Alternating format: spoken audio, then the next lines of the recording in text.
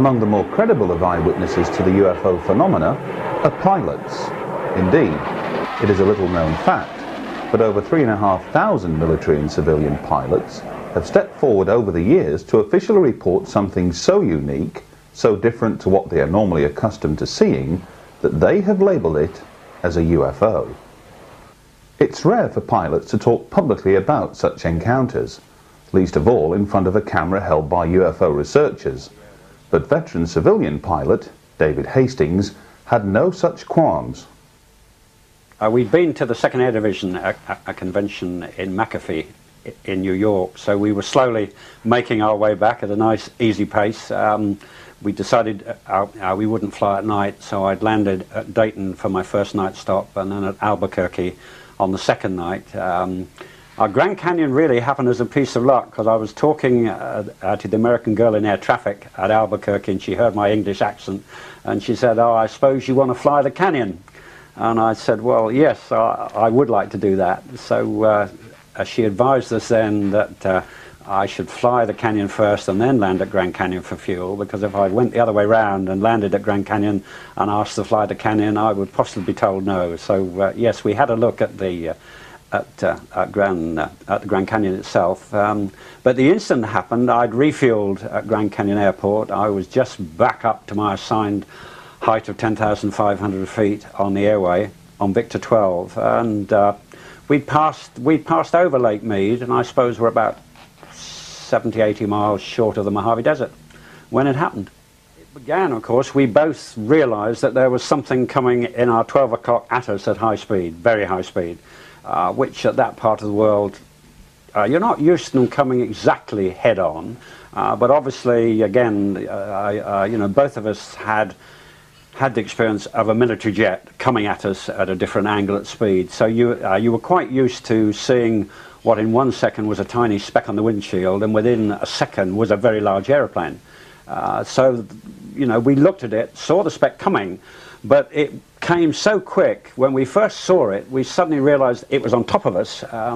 So we pushed. I pushed hard. I was flying, and David, as my co-pilot, also pushed hard, and we vanished, as I say, under the coaming of the instrument panel. We were convinced that that was it, that we were going to have a mid-air, that there'd be an almighty bang, and the tail would go, and that would be it, and that would be the end of our flying days.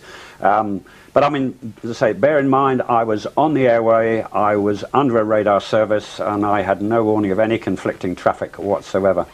But then, of course, that was when, Graham, it started to get very odd.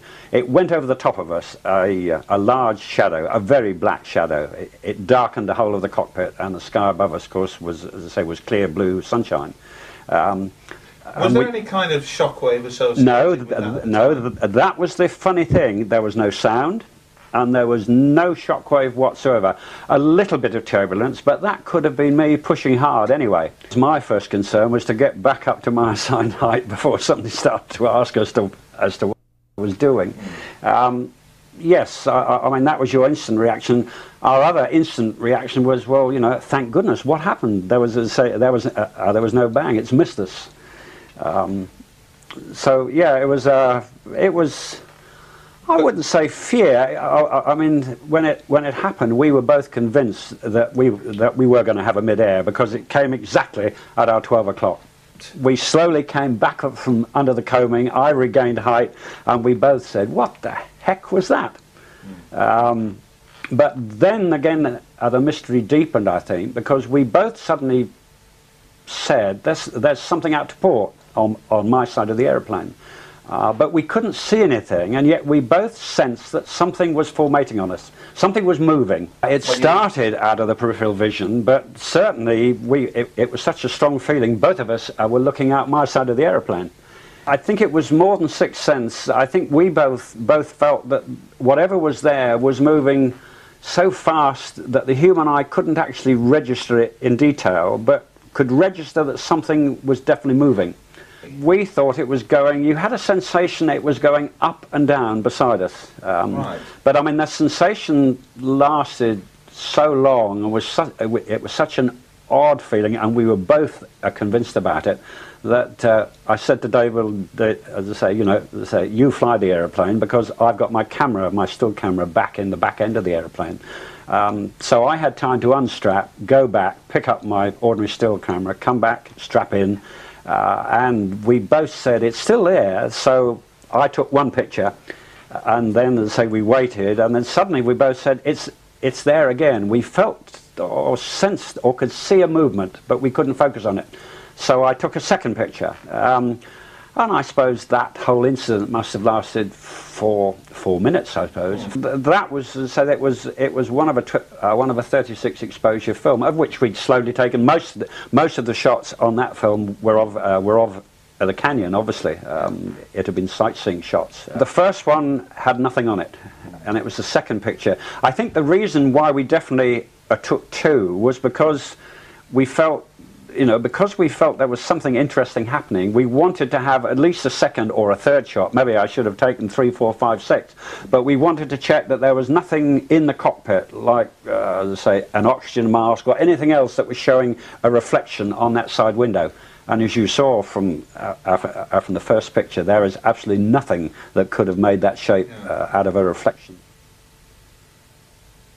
About 3 days later, we went to a party at the US Naval Base at Treasure Island, and I took the photographs, as I say, there, and the US Navy officer asked if he could keep them for 3 days, and I said yes, as long as I can definitely have them back before I go back to the UK. Would this be a senior Navy officer? Can you I think he was a I think he was a lieutenant. So no, he wasn't. He possibly wasn't. He was about middle, as I say, middle ranking. Yes. As I say, I've forgotten his name now. But again, after 3 days, when we went back to Treasure Island, and he produced my photographs, but he just wouldn't give us anything. It was no comment, and we said, "Well, come on, surely you can give us something else." As I say, what do you actually think it was? No comment. I mean, whether it was because he genuinely didn't know what it was, or whether... In which case, why couldn't he tell you that? Yeah, quite. Later on in the evening, on that evening when we went back to pick them up, we were talking to a US naval pilot, and he was looking at the picture, and of course he said, "Well, I can tell you what the whiteness over the top is. As I say, that is vapor caused by a rapid rate of climb," which we could obviously understand that, and we thought, well, yes, that makes sense. That makes sense. No, I mean, I suppose to be honest, it was semi-visible. In other words, it was moving at a speed where your human eye could sense movement, but it couldn't focus on it. But we were lucky enough on one shot, the camera actually caught it. Blurred, but it caught it. So, I mean, it certainly was a flying object. It certainly was unidentified, but it was definitely there, and it was solid. But the rest of it remains a mystery, although as pilots, I suppose, as I say, one accepts that yes, there are UFOs, and I think our picture proved it. I think certainly, I mean, of all the, and on that trip back, we were making a widescreen story, but I mean, and that picture actually features in it, but nobody has ever queried it, and I think mainly because you can say, well, I have the picture, so I know what I saw, I prove what I saw. I can prove it. Here is the photograph, but it still remains a mystery. Nobody has ever explained to us as to why there was no sound, why there was no airflow or turbulence, and why we couldn't actually focus on it, why it didn't come and hover beside us and stay stock still, so we could actually see it in detail. Nobody's ever explained that to us, Graham, at all. Although some of your pictures and the analysis is intriguing, I think, of that photograph.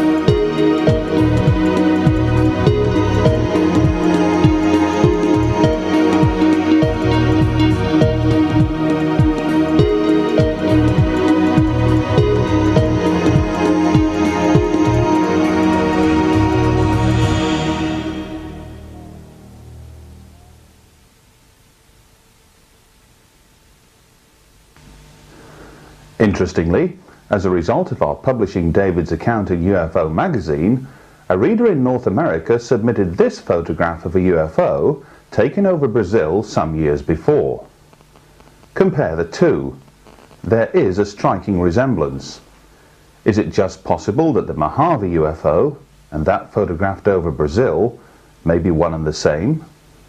If debunkers are to be believed, all eyewitnesses to purported UFO activity are to be dismissed.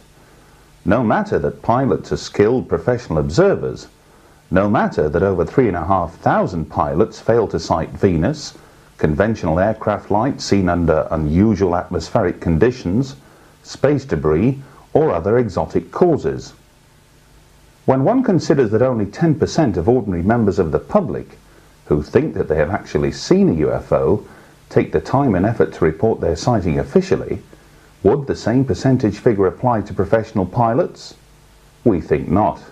Hence, to accumulate over 3,500 official UFO and pilot encounters, a figure incidentally first reported back in 1990, should be seen for what it truly is, a staggering body of evidence that few can ignore, unless, of course, you happen to be a debunker. It is late evening, and away in the distance, mysterious lights in the sky attract your attention.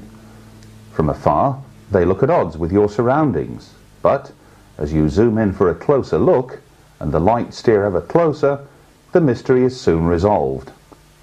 Aircraft navigational lights, particularly those seen from the ground and at distance, can often lead some into mistakenly interpreting them as a UFO.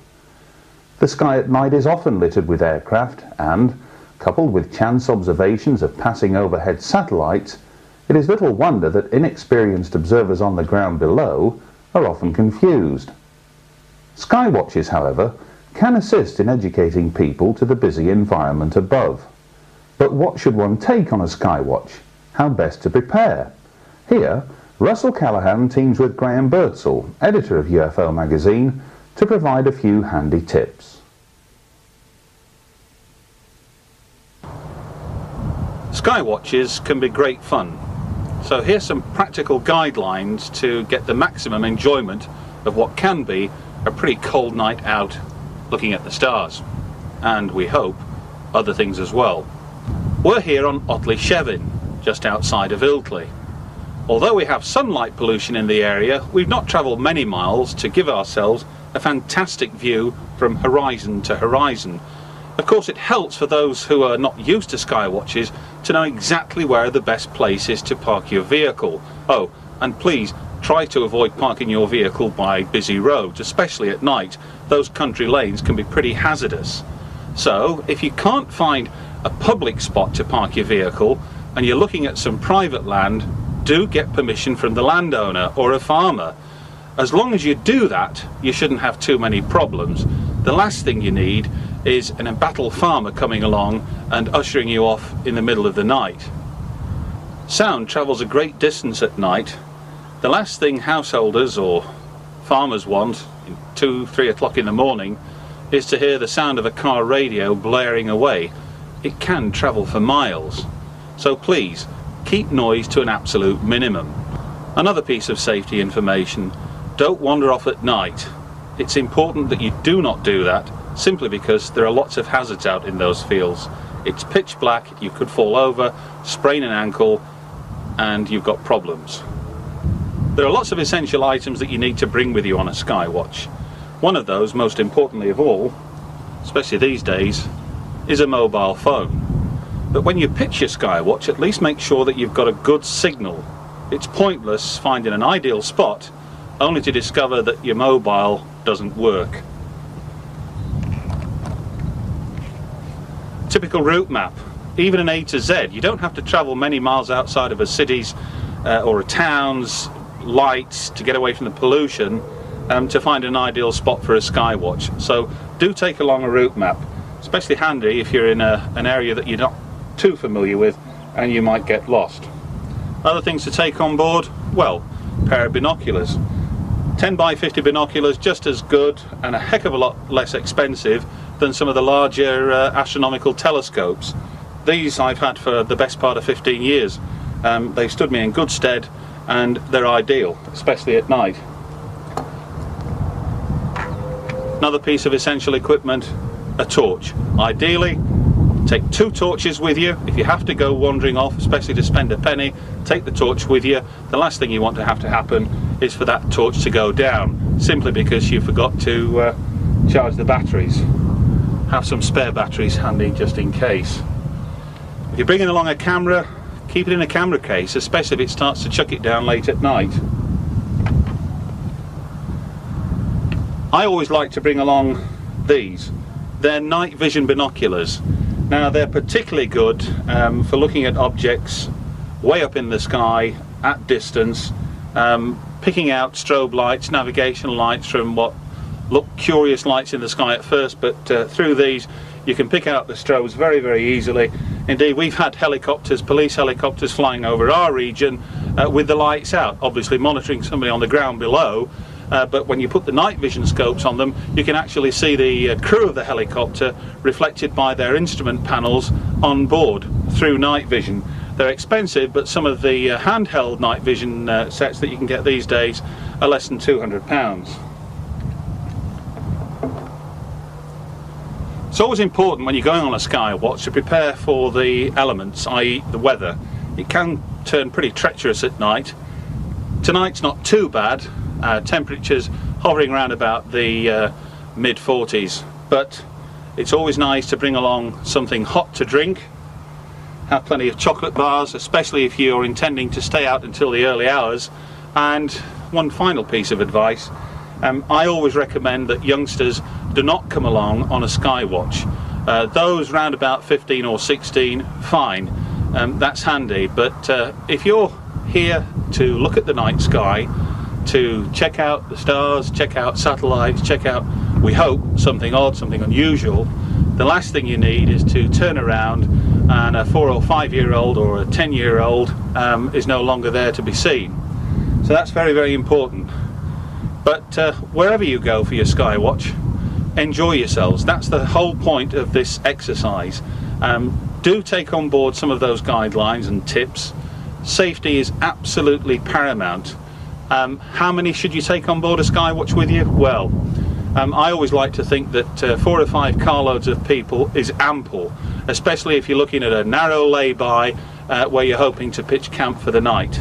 If you are travelling some distance away from home, make sure that everybody is familiar with where you're going to, and it always helps, just in case, to let somebody back home know where you're going to as well.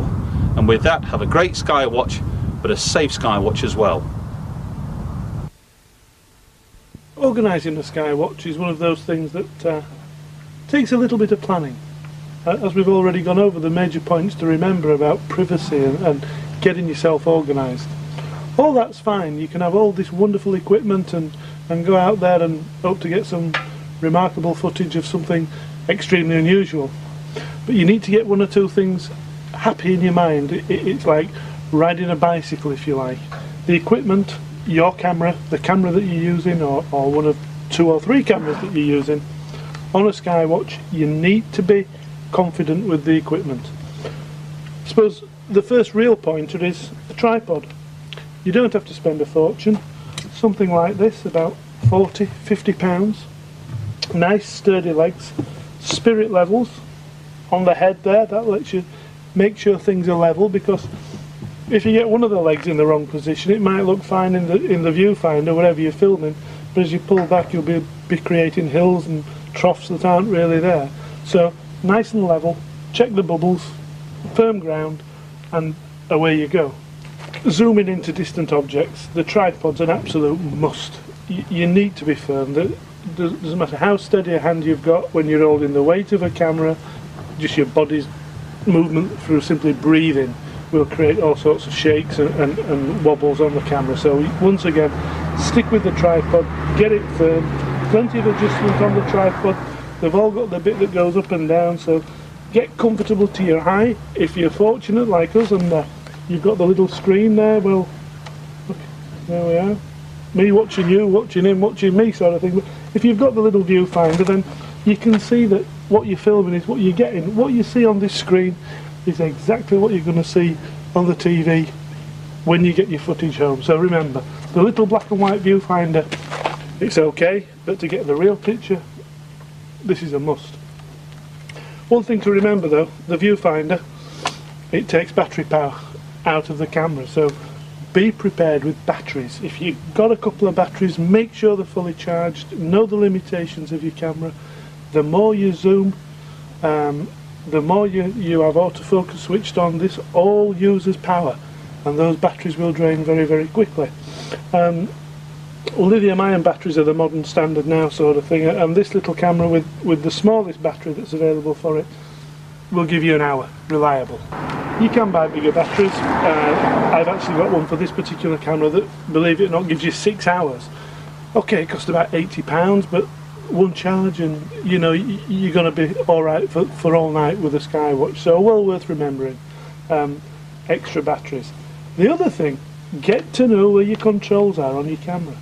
Most modern camcorders are all switches and buttons at the back. It's alright having tons of little gadgets. Again, it's knowing what these things do, and get comfortable before you actually get out there in the field, know what you're doing and what each of those buttons will do. Another tip that I'd like to share with you that I think is a vast improvement on some of the older models of camcorder. Autofocus, we switch that off always. Manual focus, use this ring. You can see in the viewfinder, you can see on the little 3-inch monitor that your image is in focus. But when you're filming distant, if you've got an object in the sky, quickly appears in the sky and you think, oh, what do we do now? Don't go fumbling for the focus.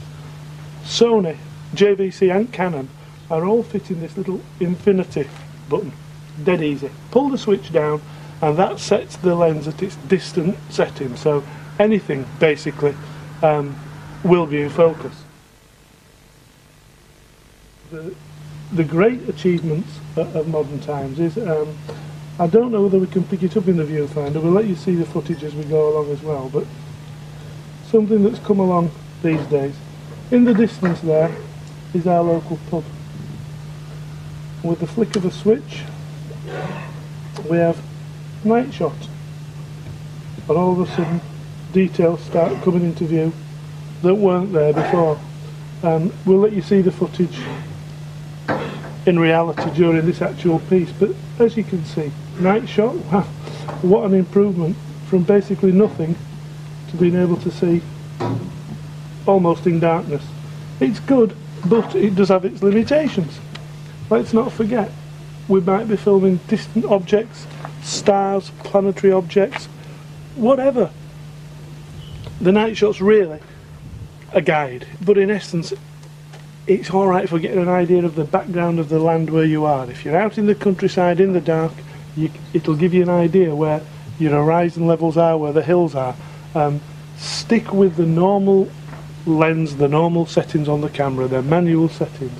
And the one that I like to keep referring people back to is exposure. That is something that you can control manually by hand. It's like opening and closing the iris on a 35mm camera. The wider the iris, the more light. The problem is, on a dark picture, on a dark night, the camera's automatic settings open wide and let every bit of light into the camera that's there. That doesn't necessarily work. If you take a look at this piece of footage, you can see we've been filming the moon. This was during the eclipse earlier on this year, the total lunar eclipse. By turning the f-stops down on the camera lens, then all of a sudden the detail of the surface of the moon becomes apparent. And what a difference. If we had the camera on automatic, all we see is the big white ball of light in the sky. Just to recap, get used to where the buttons are on the camera. Get used to where it stops, where it starts. Get used to what you see in the viewfinder when the thing's running. It's alright pointing and shooting your camera at an object in the sky and thinking you've got some marvellous footage and realising that it's been on pause for the last 2 minutes. Make sure you're aware that you know the camera's running, you know the noises it makes. Get a good tripod, get it steady, plenty batteries, plenty tapes, and the long and short of it, enjoy yourself. And good luck, because you never know, it might be your turn to catch something on camera next. Skywatches need not necessarily take place during nighttime hours. Take for example this man, Peter Grant. Throughout most of last summer, Peter used a variety of camera lenses and filters to record the skies above his Manchester home in the north of England. Here are just a few sequences, gleaned from dozens of hours of footage, which Peter has kindly agreed to share among fellow UFO enthusiasts.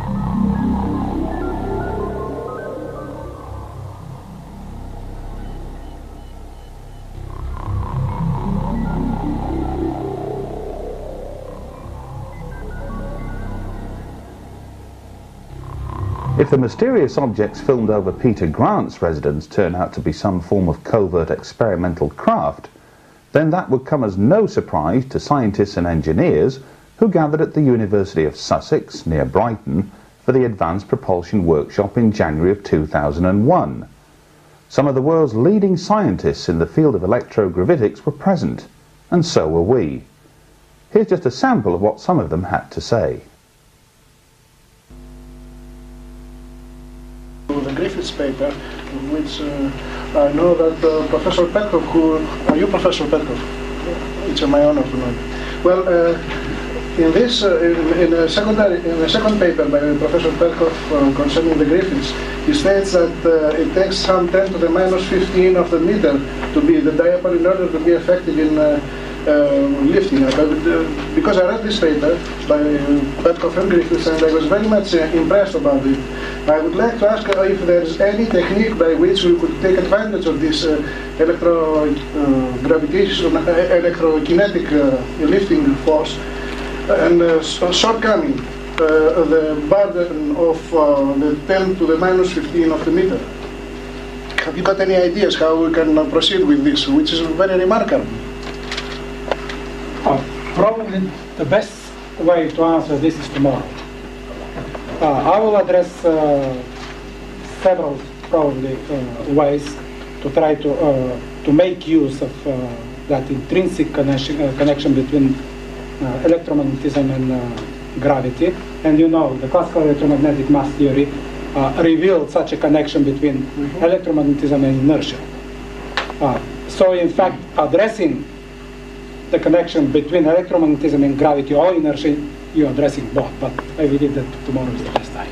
The more thing is, even assuming we have a black box or black sphere out of some black project, you know, it has to have power going in order to convert the energy into another form of energy, which is the propulsion. We have to conserve our energy laws. And the core thing is, where's that power going to come from? What kind of scale of power are we going to need? Yes, okay. And what kind of technology would provide it? Now, obviously, in the early days, if you get solar panels, like they have on Mir and the space station, and you don't want to go too far out, and they say no further than Mars, then that's a well-tested technology, and as long as the sun shines, you're going to get power. And that might be doable for small missions and small payloads and small thrusters in the first generation. But if you want to do deep missions, the farther you get away from the sun, the power from the cells falls off exponentially, like a ski slope, to almost nothing. And you're going to need some other source. And obviously you are defeating the object if you take along a huge tank of chemicals that are using as propellant, use them to generate electricity, because you're back to square one again. So it has to be, if not solar, then nuclear, because that's got 4 to 5 magnitudes more power per weight than a chemical system. So we're talking several thousand times more energy available in the same package, for the same weight and the same volume. And that's the whole problem then of technology being mature, technology being safe, being compact, being reliable, and that's a whole new can of worms which you will want to look at anyway for conventional space propulsion, space missions. Unfortunately, people are spending money on that, and they are looking at it for those reasons. But that technology will come across and plug in, hopefully, into the technology we might develop. But then, beyond that, there's a whole new raft of ideas that are coming up, which is the other part of the flip coin of this conference, which is zero-point energy and other unconventional energy sources, possibilities of vacuum extraction of energy from the vacuum, in which Hal here is an expert, and related ideas. It may be, and Professor Vigier has a very good paper to give on this tomorrow, that as well as getting a breakthrough in our propulsion systems, we might even have a breakthrough in our energy systems to power it. And if that happens, then the consequences, not just for space travel, but for our entire society and culture, are going to be extremely profound. And therefore, for those of you who are not so interested in space travel, but are interested in the applications that will spin off from it, this might be the most rewarding part of the conference. We had Einstein calculating the so-called spontaneous emission coefficient, the A coefficient.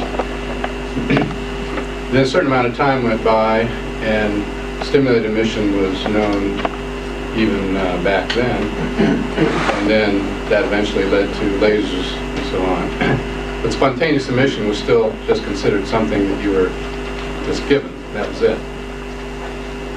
But research in zero-point energy finally recognized that spontaneous emission isn't so spontaneous. It's actually a form of stimulated emission, stimulated by vacuum fluctuations. So once that was recognized, which was recognized as a theoretical concept, then you had the idea of, well, it would really be great to control the spontaneous emission rate of excited atoms.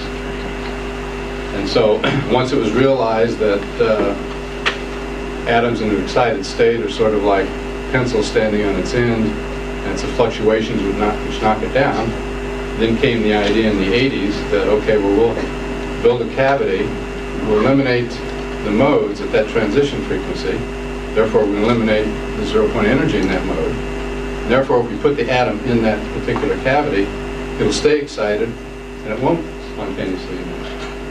So in fact, that started the whole field of cavity quantum electrodynamics, and now it's used to increase spontaneous emission rates by a factor of 100. So here's a case where actual practical application came by recognizing that vacuum fluctuation theory could be used to actually control something that was thought to be well understood and well known, but nobody realized you could get a handle on it. And so that's a nice transition where theory actually comes in and permits you to deal with something you've been dealing with for decades because you had a theoretical foundation in which you started to ask a new question and then came up with a new answer and then a new application. So this is not just a few decimal places. I mean, this is a big factor of 100. And also you can go the other way. You can speed up so-called spontaneous emission by even greater factors.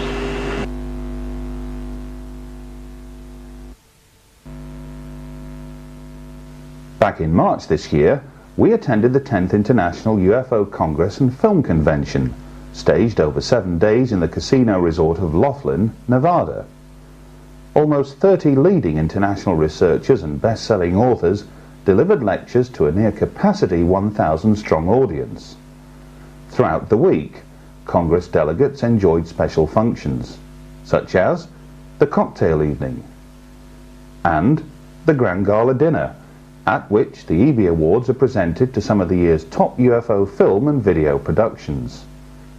Elsewhere, enthusiasts and the general public alike can often be found browsing through a wide variety of UFO and alien-related merchandise in the vendor's room. It was here that we managed to grab a few words with Ron Russell, one of America's leading experts on crop circles and a frequent visitor to England during the summer months. We began by asking what Ron thought of Colin Andrews' assertion, much publicised last year, that the vast majority of crop circles are nothing more than hoaxes. Yes, it's disturbing because people have done very poor research in this area. When I first started going to the crop circles, I figured that most of them were man-made. I found evidence that they were, and I just went about my business because I thought they were marvelous places. I think the problem comes in when you say a certain figure, 80%, 20%. That's not provable, and it's just a guess. A lot of formations, from my experience, are man-made, but they fall into different categories. There are hoaxes. Forget about it. There's nothing happening. They're made for deception. But some are spiritual machines or hermetic devices or magical temples. And they are made with higher intention, not a deception. So they can't be called hoaxes. We have to, as a community of researchers, come up with an understanding that there are many levels of man-made phenomena, just as there are many levels of beyond human phenomena. Could be ET, could be time travelers, could be astral beings from another dimension, could be fairy spirits and elementals, and I think it's all of the above. Some of the human-made formations have great power, a power to heal people, far beyond psychosomatic effect and placebo effect. The power we see in magnetometer fluctuations, anomalous readings in magnetometers, anomalous readings in microwave detectors, anomalous readings in our Trek 520 electrostatic detector, which doesn't happen in a hoax formation. Here's another further piece of good evidence. Some of the human circle makers I've talked to do this for contact. They like the juju that they get in the middle of the night. I have gone out with them and watched. I don't make crop circles, but I watched them, and while I didn't see anything that particular night, they report that this indeed is really quite a puzzling part of their work. The magic is real. It is there. We've heard before if there's only one real one, but there are many more than that, and I'm not going to get into percentages. That's where Colin fell down, because he put a number on it, and you can't do that. You just don't know. And his estimation was confined really to England. I mean, we had 4 formations in North Dakota here in America, and Minnesota and Wisconsin, and these are in fields with no tram lines, with no access points, and photos have been taken where they're, how could that be? So there is a real phenomena, but I would encourage people to not throw the baby out with the bathwater. Even in human facilitated formations, the magic is there. Contact opportunities are there. Balls of light and ships are seen by people in those formations. They go into a human facilitated formation and have healing and have epiphany and meet their guardian angel. And so let's get serious here. We have a great opportunity to learn about ourselves, to learn about the nature of illusion and deception at the edge of reality or assumed reality. And I think it's time for us to grow up, embrace the whole phenomena. Some are magical devices, some are trashy hoaxes, some come from beyond. That's the way I see it. Another interesting speaker to attend Congress was Bruce Stephen Holmes, co-author of a new book entitled Incident at Fort Benning. Bruce's co-author and principal character in the book, John Vasquez, was the subject of a filmed interview we conducted in Laughlin some 4 years ago. Until then, few had heard of John Vasquez, let alone his incredible story. Later, we will show a brief segment of our interview with John, but for now, let us hear Bruce Stephen Holmes describe how he first chanced upon John and what led him to take more than a passing interest in his remarkable story. And basically the book is about a very interesting situation that occurred in September 1st of 1977. And it was at Fort Benning, Georgia, where John was stationed as a recruit. And actually he was a volunteer. He wasn't really a recruit, but I use the word recruit. And when he first arrived at Fort Benning, he was in formation for the welcoming speech with the captain. And at the same time, there were about 1,300 troops all on this formation. And as they were standing there waiting for the welcoming speech, what occurred was something really dramatic. There were some lights shining and flashing down at one end. They were in formation with Alpha Company first, then Bravo, then Charlie, and then finally Delta. John was in the Delta Division. He looked down, and they were supposed to be facing forward in the attention, but people started running, and he began to watch the lights coming forward over Alpha. People were running, and it was total chaos, and moved up to Bravo, then Charlie, and finally to Delta. Obviously what was happening was really strange. John began to notice that the people who weren't running seemed to be frozen or asleep in formation, and he looked over at the captain. The captain who was about to give the speech was fast asleep, and the last thing John remembers is that he must have lost consciousness, because the next thing he knows is he was looking at his feet. One of the most amazing events that I've ever heard of. Namely that 1,300 troops were, or possibly 1,300 troops, were abducted on a UFO on this particular day. That's the first chapter of the book. The book goes through about 2 or 3, maybe 4 other major events that occurred during this 2-week period, and finally culminates at the end with an actual combat maneuver between the troops and a UFO. When I first met John and he told me the story, my first question, and I guess I wasn't really listening to him, was what did everybody think about after it happened? Well, in actuality, while this event occurred in 1977, John's recollection of it started in April of 1989 when he began having nightmares. Quite through some synchronicity, I had a chance to speak with a gentleman who was at Fort Benning in September of 1977 and said to me, I have no knowledge of this event. And I said, well, it was in September. And he said, September. And he said to me, he said, you know, I don't remember anything about September. And I said, well, that seems normal to me, because after all, how many people can remember a particular month? But as we talked, he became more and more agitated until finally we had to stop talking because he was actually becoming almost on the verge of violence over this idea that he couldn't remember September.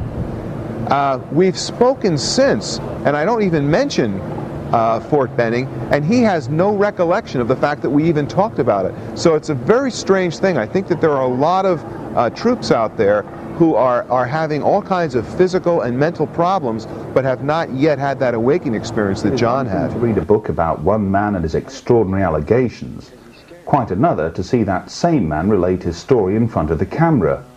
See what you make of John as he describes some of the most telling moments from the incident at Fort Benning. This female voice told me to go to sleep, and next thing happened is that this face, a male face, I know it was a male because that's what I felt, was telling me to look in his eyes. And the image that came across was that the first one was myself standing on an ocean all by myself, and there was a blue sky, and the next image was the whole planet being destroyed bits by bits. And the next image happened was a face, a human face, and his face was all pale, white, paste-like face.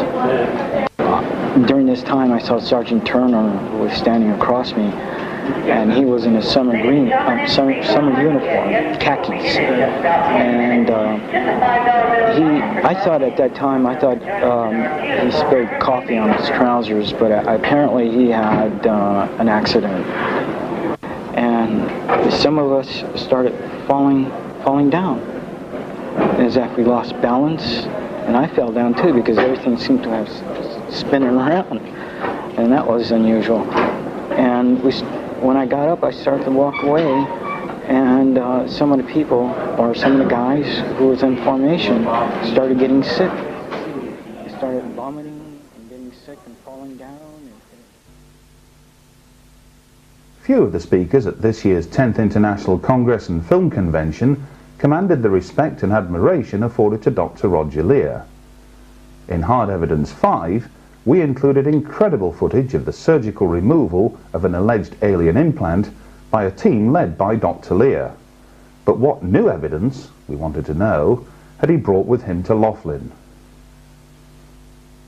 Well, they've kindly given me 2 hours to present some new material, as well as review some of the older material on the implant surgeries, and I'm going to talk about some of the latest findings that we have on TIM surgery, which was performed February the 5th of the year 2000. The second hour, I'm going to broach a brand new subject and offer a theory why alien abductions are occurring worldwide. And I brought the statistics and graphical material to prove that the human race is undergoing a tremendous biological and change not only biologically but also in our consciousness. And I've done this by supporting 17 different developmental growth characteristics in children.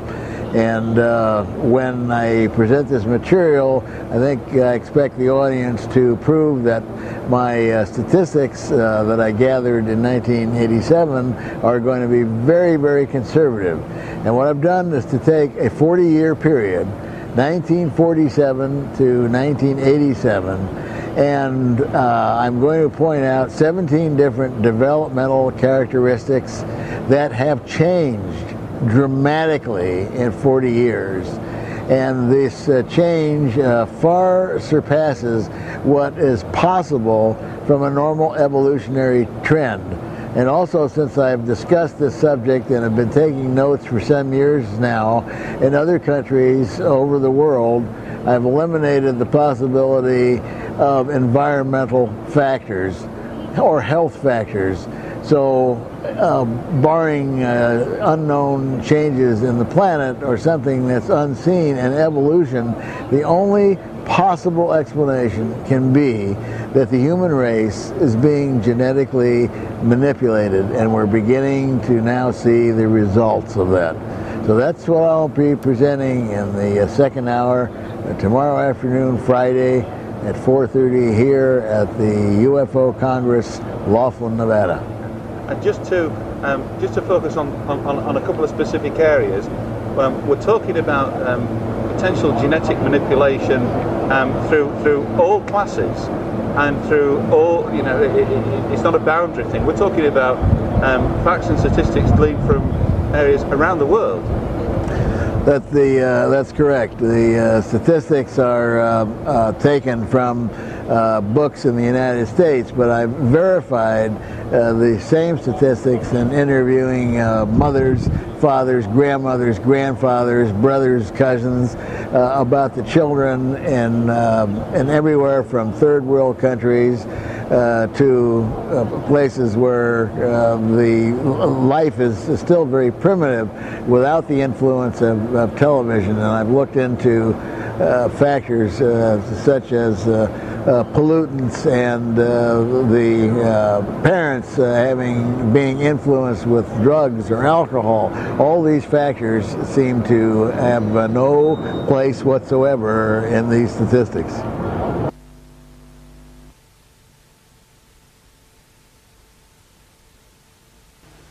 During our visit to Laughlin, we came across one individual, a scientist by profession who prefers anonymity at this present time, who handed over several videotapes after a private viewing.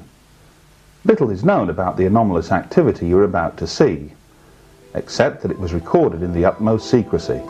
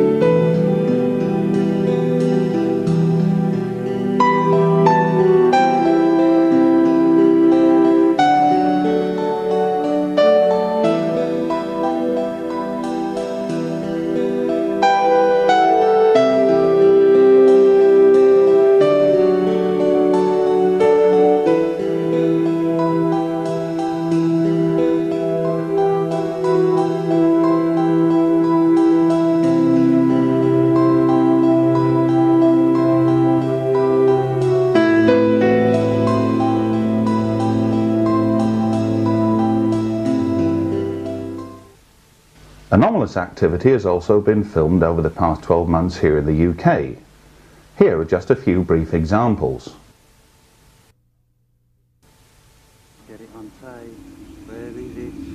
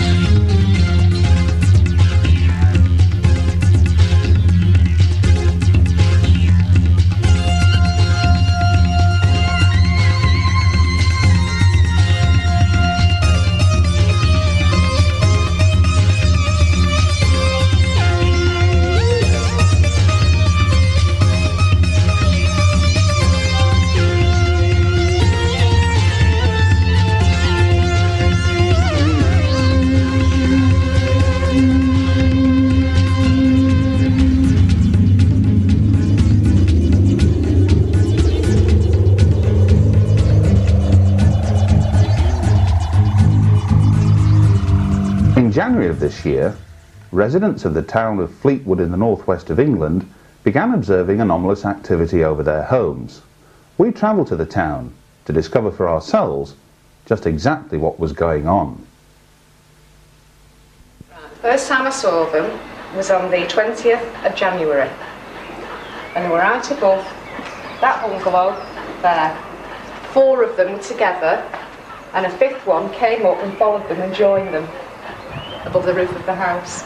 They just sat there and didn't move, and there were these enormous orange globes. There was no sound, didn't make a move. It was as if they just parked up and took the keys out and cleared off. Because I'd just come back from the shop and I was driving round the corner there, and they were just moving across. You couldn't miss them. They were so big, they were just there in the corner of my eye. Yeah. And I thought, crikey, that helicopter's low. Yeah. And then I realised it wasn't a helicopter because the 5th light was independent of the other 4 and came up and joined the other 4. And they all just sat together. And I stood for about 7 or 8 minutes, and I walked in the middle of the road, and I'm looking like this, and there wasn't a sound, there was no noise. You could hear the street lights humming, but you couldn't hear those lights humming. There was nothing at all. There was nothing behind the lights, as if they were attached to a machine or anything. So I went in the house, and I said to my husband, just whip out the back door quick and have a look over the garden gate, tell me what you can see. So he went out, and his chin is his kneecaps, he couldn't believe it, and he just stood staring at them. Then he ran to get John, our neighbour here, and John came out, and they were still sat there, hadn't moved, and just as John went back in to get his telescope, they slowly started to move away to the north. But they were only treetop height. Where that tree is at the back of that bungalow is how high they were. And we still didn't ring, we didn't do anything about it, because we didn't want to get laughed at. And then exactly 5 weeks and 5 days later, it was on a Thursday, the first time was on a Saturday. My husband was on the front here with my little boy on a 2-wheeler bike. He's only 6, he can start but can't stop. My husband's running around the back of him like this. And instead of being that side of the road this time, they were above this row of houses. And they just came sailing in from the end of the street, right, all in a line, just in a line. I come flying out, looked up and saw them above here with the moon sat behind them, shot back in, grabbed my scope, and just couldn't believe what I was seeing, and then just checked all 4 of them were okay. There was only 4 at this time. Checked they were all 4 was alright, they were the same, and then sort of locked onto one, and by holding my scope hard against the lamppost and getting a good solid position against it, so I've got something really supportive, and then tried to get it in my mind's eye exactly what I'd seen. But a single light. Not any strobing lights, not red and green for your wings, for your port and starboard. No strobing lights, which are now your flashing white lights, which you can see very, very clearly for, 30, 40 mile away at least. So, no chance. I mean, like I've said, 30 odd years of spotting all over the world, Spain, America, Germany, France, Italy, all like that. It was weird. I'd say they were pretty low. I mean, guessing that they were looking through the houses in the distance going over towards Barrow Way, maybe about 1,000 feet, something like that. Distance, no idea. I didn't get a clear picture of them at all, you know. Any idea about estimated speed? No, only that they were moving away, and again, they were, about the time I got my scope on them, to be really honest, I had just no idea. I mean, they could have been going slowly, they could have been going a bit quicker, I just don't know. But they were there for a fair bit of time, so I'd hazard a guess they were reasonably slow. Out I went, and these things were just right over the top of the house, and they were just unbelievable. And I mean, we've said about aircraft and everything else, no way. I mean, they weren't hot air balloons or anything. My very first, and I'll be honest, my very first instinct was hot air balloon, as I first got a look through the scope at it. But then I started checking all 5, there were 5 of them. I think there are 5 now, again my memory started going. But they were, I checked all a lot, I checked in each individual one, and then I checked one in particular, and they all looked the same. They all were like a big cylinder, white cylinder, like a parachute type material, as you might say. The moon was set behind, so it was showing through this material, as you might call it. And then in the base was like what you might call a candle light bulb There was no flame or anything. It was just like a glow, and that was attached. It was like that, and it was attached to the bottom of this cylinder, and then it was like shaped like that in 4 separate like segments. Open at the top, open at the bottom. So there was not. That ruled out the hot air balloon theory straight out the window. And then the 23rd of March was the last time we saw them, and I was looking through my window because now I sit with my vertical blinds set so I can see straight down the street, and I'm just sat like this looking out the window, and it was 7:45. It was when the adverts were on for Coronation Street, and I looked out the window and I saw in the distance to the north-northeast, that's right, north-northeast, this orange light coming this way. And I called my husband Danny and I said, just have a look at that, is it a plane or is it one of them? And he looked and he said, no, it's a plane, definitely. And I said, well, it's orange and it's not strobing. So I went outside and walked down the driveway, and yes, it was one of them. And I shot back in and said, camcorder, quick, photograph, quick. And we both came running out, at which point John next door had come out as well, and Brian next door but one, Jill the policeman's wife from over the road, everybody was all out again. I managed to get them on camera, take photographs of them, and my husband got the video, and he filmed them all. We don't know what it was, we hadn't a clue what it was, but then they just sort of pulsated, strobe, popped and disappeared. What do you think it might have been that you filmed? I'm not quite sure. As you said before, I'd missed the previous occasion, and because they weren't, even though quite impressive, they weren't as close as last time, I didn't feel that nervous, and that's why I managed to keep a straight hand.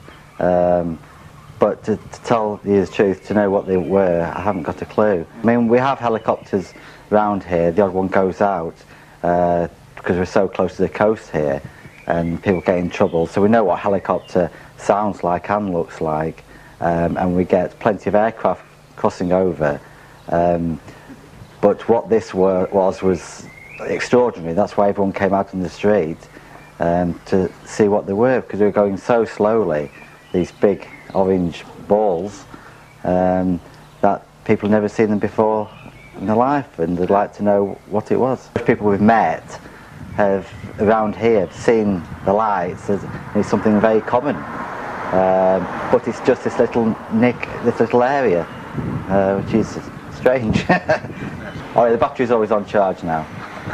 Well, it's definitely not helicopters. It's definitely not a mechanical plane. I don't know of any other kind of plane that we make down here that doesn't make a noise.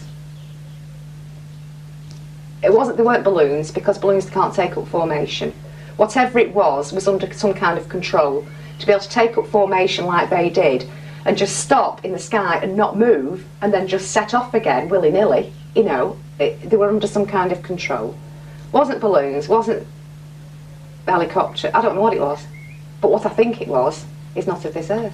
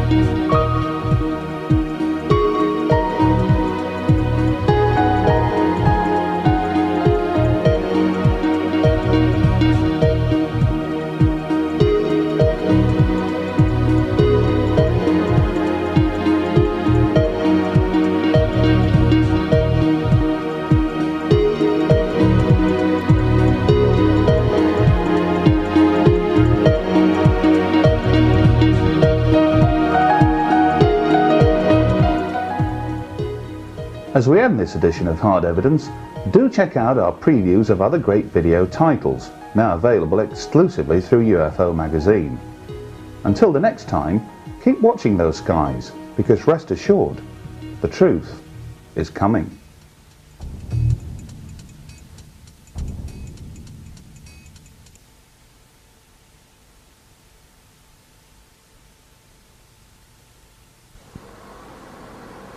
There's a slow-moving object up here, Al. White object in the sky. What? It's like a small star moving across the sky. It's very small. See it up there? I don't know if I can get in focus there. I'm going to pan back. There's two of them. Where? There's two. There's one. Oh, there is. There's one behind. 3, 4, 5. They're all in. Oh my God! There's loads of them. I've got them on tape. Disappearing in all, aren't they? There's one ahead.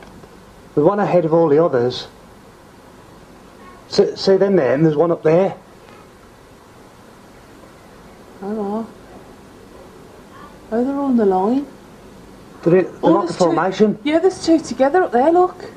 Oh my God! I've got a. There's loads of them. I hope I get them on tape. I hope I can get these. They're that small and faint. See them? They're like glowing and... They're looking at toffs. Can you see? Oh look, there's a V. Oh my God! Jesus! Oh! Al, there's more of them. Look at them up there. There's Tony! Tony, get up here, look!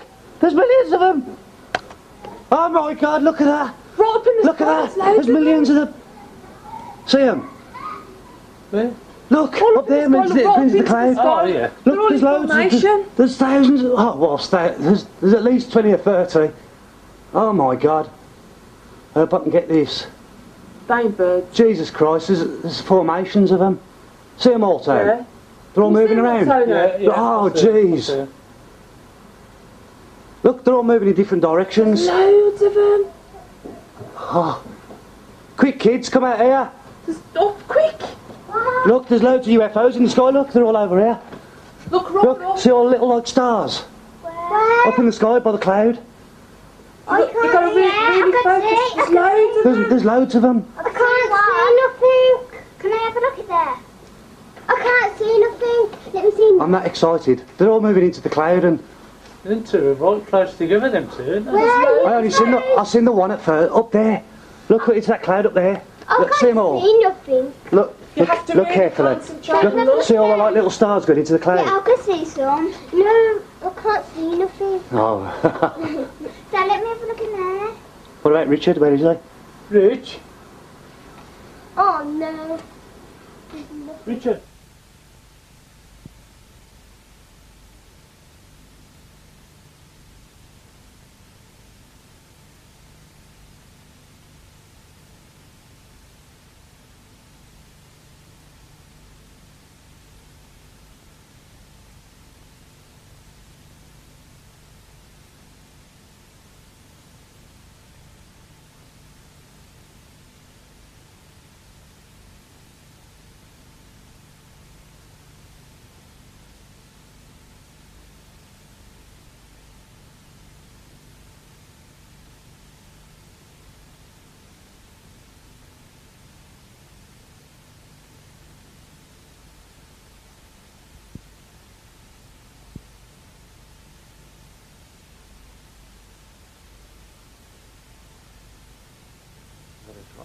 There's two of them.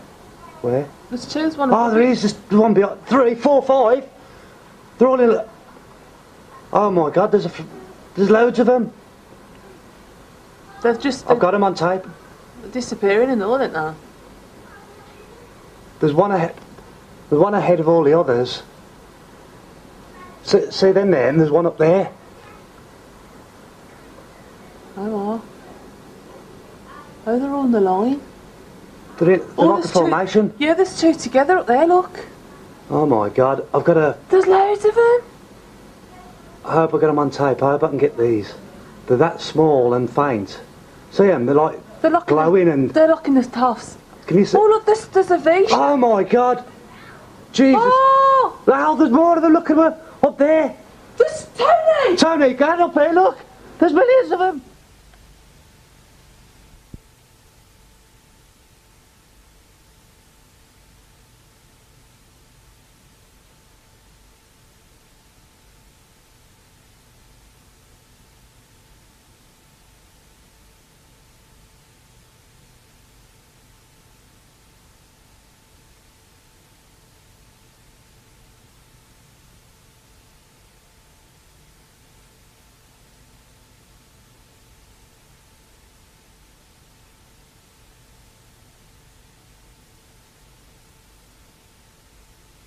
There was no sound and there was no shockwave whatsoever. A little bit of turbulence, but that could have been me pushing hard anyway. My first concern was to get back up to my assigned height before somebody started to ask us as to what I was doing. Yes, I mean, that was your instant reaction. Our other instant reaction was, well, you know, thank goodness, what happened? There was no bang, it's missed us. So yeah, it was I wouldn't say fear. I mean, when it happened, we were both convinced that we were going to have a mid-air, because it came exactly at our 12 o'clock. We slowly came back up from under the coaming. I regained height, and we both said, "What the heck was that?" But then again, the mystery deepened, I think, because we both suddenly said, "There's something out to port on my side of the aeroplane." But we couldn't see anything, and yet we both sensed that something was formating on us. Something was moving. It started out of the peripheral vision, but certainly it was such a strong feeling. Both of us were looking out my side of the aeroplane. I think it was more than sixth sense. I think we both felt that whatever was there was moving so fast that the human eye couldn't actually register it in detail, but could register that something was definitely moving. We thought it was going, you had a sensation it was going up and down beside us. Right. But I mean, that sensation lasted so long, and it was such an odd feeling, and we were both convinced about it, that I said to David, as I say, you know, you fly the aeroplane, because I've got my camera, my still camera, back in itself. But the instant it happened, I'd refueled at Grand Canyon Airport. I was just back up to my assigned height of 10,500 feet on the airway on Victor 12, and we passed over Lake Mead, and I suppose we're about 70-80 miles short of the Mojave Desert when it happened. It began, of course, we both realized that there was something coming in our 12 o'clock at us at high speed, very high speed, which at that part of the world, you're not used to them coming exactly head on, but obviously, again, you know, both of us had the experience of a military jet coming at us at a different angle at speed. So you were quite used to seeing what in 1 second was a tiny speck on the windshield, and within a second was a very large aeroplane. So, you know, we looked at it, saw the speck coming, but it came so quick. When we first saw it, we suddenly realized it was on top of us. So we pushed. I pushed hard. I was flying, and David, as my co-pilot, also pushed hard, and we vanished, as I say, under the coaming of the instrument panel. We were convinced that that was it, that we were going to have a mid-air, that there'd be an almighty bang, and the tail would go, and that would be it, and that would be the end of our flying days. But I mean, as I say, bear in mind, I was on the airway, I was under a radar service, and I had no warning of any conflicting traffic whatsoever. But then, of course, that was when, Graham, it started to get very odd. It went over the top of us, a large shadow, a very black shadow. It darkened the whole of the cockpit, and the sky above us, of course, was, as I say, was clear blue sunshine. Was there any kind of shockwave associated with that? No, that was the funny thing.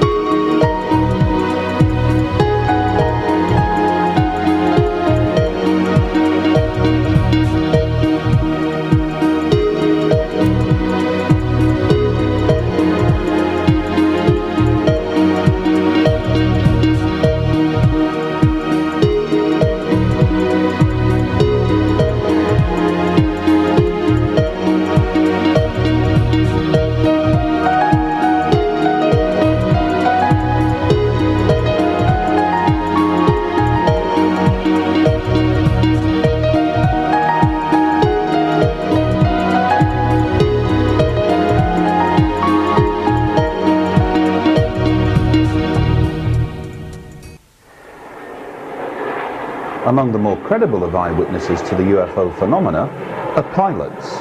Indeed, it is a little known fact, but over 3,500 military and civilian pilots have stepped forward over the years to officially report something so unique, so different to what they are normally accustomed to seeing, that they have labelled it as a UFO.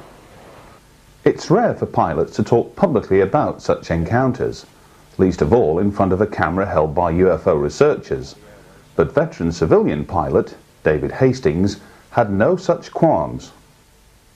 We'd been to the 2nd Air Division, a convention in McAfee in New York, so we were slowly making our way back at a nice easy pace.